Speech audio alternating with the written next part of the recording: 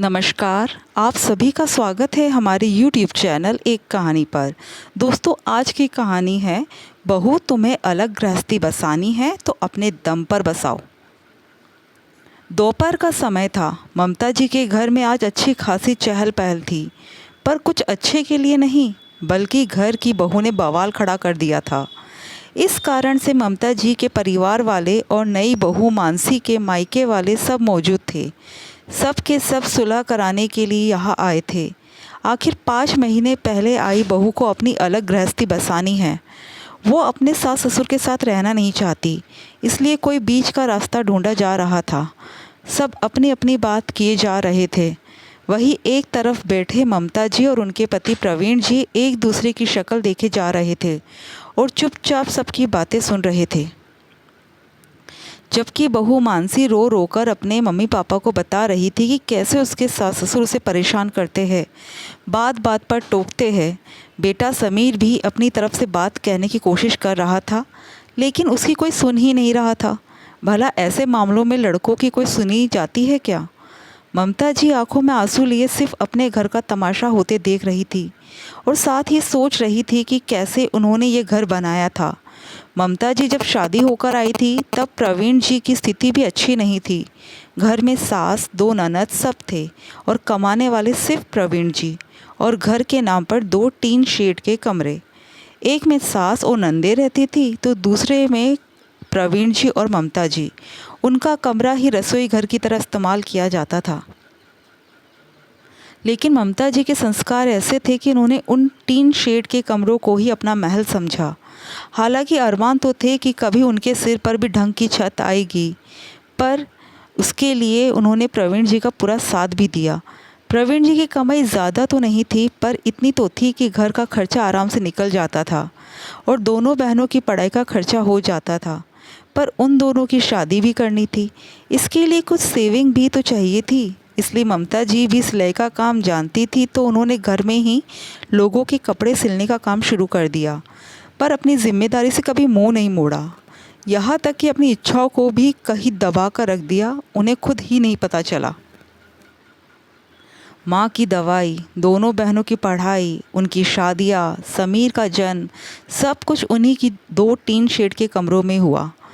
आधी उम्र निकल गई, लेकिन अपना घर बनाने का सपना सपना ही रह गया। समीर की पढ़ाई पर पूरा ध्यान देने के बाद दोनों पति पत्नी इतना तो बचत करने लगे कि कैसे भी करके इन 2 कमरों पर तो ढंग की छत बन ही जाए। पर फिर भी कभी बहनों के ससुराल में कोई काम आ जाता तो कोई हारी बीमारी, पर फिर भी दोनों ने हिम्मत नहीं हारी। जैसे जैसे पैसे इकट्ठे होते गए वैसे वैसे एक एक कमरे की छत बनती गई और फाइनली समीर की पढ़ाई पूरी होने तक मकान अपने पूरे नक्शे पर आ चुका था। एक एक कमरे करके पूरा घर तैयार हो चुका था। आज घर में 2 कमरे, एक हॉल, किचन, सब कुछ था। समीर की पढ़ाई पूरी होने के बाद उसकी नौकरी लग गई। अब तो दोनों को लगा कि उनकी मेहनत रंग ले आई। बस अब घर में बहू लाने की तैयारी होने लगी। आखिर इकलौता लड़का है, अपना खुद का घर है, अच्छी नौकरी करता है, इसलिए मानसी का रिश्ता समीर के लिए खुद आगे से चलकर आया था। देखने में भी वो सबको भली लगी थी, इसलिए समीर की शादी मानसी से पक्की कर दी। कुछ महीने बाद दोनों की शादी भी हो गई, लेकिन मानसी को अपने सास ससुर के साथ रहना रास नहीं आया। आजकल की जनरेशन का परिवार से मतलब सिर्फ पति पत्नी और बच्चों से होता है। यही सोच मानसी की भी थी। उसे सास ससुर के साथ रहना किसी बंदिश से कम नहीं लगता था। ममता जी प्रवीण जी कुछ कहते तो उसे लगता कि ये लोग मुझे टोक रहे हैं। घर के काम करने में उसे वैसे भी रोना आता था, जिसमें तो आधे से ज़्यादा काम तो ममता जी ही कर लेती थी। बाहर से सब्ज़ी भाजी और सामान लाने का काम प्रवीण जी कर लेते थे। कहीं आने जाने पर भी कोई रोक टोक नहीं थी। जब भी समीर और मानसी कहीं घूमने जाते, ममता जी खुद अपने और प्रवीण जी के लिए खाना बना लेती, पर मानसी से कुछ ना कहती। पर फिर भी उसे समस्या थी। अब तो आए दिन वो समीर से झगड़ा करने लगी थी कि उसे अलग रहना है, अपनी अलग गृहस्थी बसानी है। उससे सास ससुर के साथ रहते नहीं बनता और ना ही उनकी सेवा होती है। पर प्रवीण हर बार समझाकर बात को टाल देता था। लेकिन अभी पिछले 2 महीने से तो बात बात पर बतंगड़ बनाने लगी थी। घर की सुख शांति पूरी तरह से भंग हो चुकी थी और आज सुबह बात कुछ भी नहीं थी। सुबह के 9 बज चुके थे पर मानसी अभी तक कमरे से उठकर नहीं आई, जबकि समीर ऑफिस जा चुका था। ममता जी को लगा शायद बहू की तबीयत खराब हो गई, इसलिए वो उसके कमरे में बिना दस्तक दिए चली गई और वहाँ जाकर उससे पूछने लगी, क्या हुआ बहू, तुम ठीक नहीं हो क्या? आज उठी नहीं? बस मानसी ने इसी बात को पकड़ लिया। आप मेरे कमरे में बिना पूछे कैसे आ गई? आपको इतनी भी तमीज़ नहीं है कि बेटे बहू के कमरे में जाते तो दरवाज़ा नॉक करना चाहिए? ममता जी के समझाने की कोशिश भी की। बहू बुरा क्यों मान रही हो? मुझे लगा तुम्हारी तबीयत ख़राब है इसलिए चली आई। पर मानसी तो सुनने को तैयार ही नहीं थी, अपनी ही धुन में बोले जा रही थी। हाँ, ये सब तो बहाने हैं। भला बहू किसको सुखी अच्छी लगती है? मेरी कोई ज़िंदगी नहीं है क्या? जब देखो टोका टाकी करते रहते हो। थोड़ा लेट उठ जाऊंगी तो कुछ बिगड़ जाएगा क्या? नहीं रहना मुझे आपके साथ। मेरे मम्मी पापा ने पता नहीं क्या देखकर आपके घर में शादी करवा दी। बिल्कुल आज़ादी ही नहीं है मुझे। घुटन होती है मुझे इस घर में, हर बात में टोका टाकी। ममता जी ने समझाने की खूब कोशिश की, पर मानसी ने रो रो कर अपने मायके फ़ोन लगा दिया। अब उसी की मीटिंग बैठी है।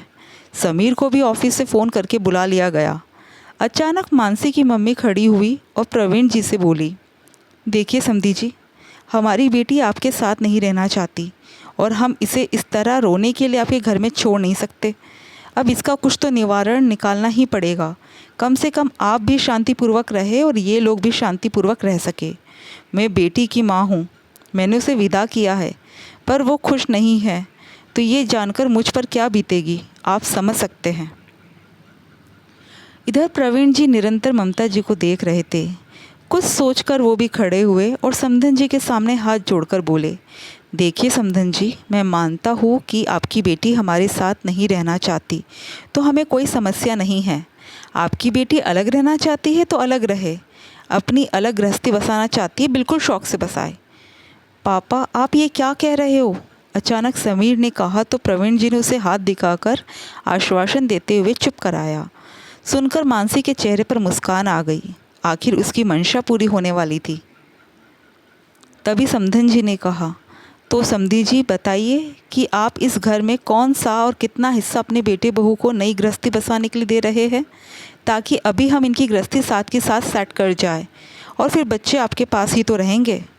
प्रवीण जी ने पहले ममता जी की तरफ देखा, फिर समधन जी की तरफ देखते हुए बोले, देखिए समधन जी, मुझे कोई परेशानी नहीं है। आखिर मैं भी तो एक पिता हूँ। जैसे आपने अपनी बेटी विदा की है, मैं भी अपने बेटे को विदा कर दूँगा, पर इस मकान में से हिस्सा नहीं होने दूँगा। प्रवीण जी की बात सुनकर सब सकते में आ गए। आप ऐसा कैसे कर सकते हैं पापा जी? आखिर इस घर पर हमारा भी तो हक है। अचानक मानसी ने कहा तो प्रवीण जी ने उसकी तरफ देखकर मुस्कुराते हुए कहा, देख बहू, इस गलतफहमी में रहना मत। ये घर पूरी तरह से मेरा और ममता का है। हमने पाई पाई जोड़कर इसे खड़ा किया है।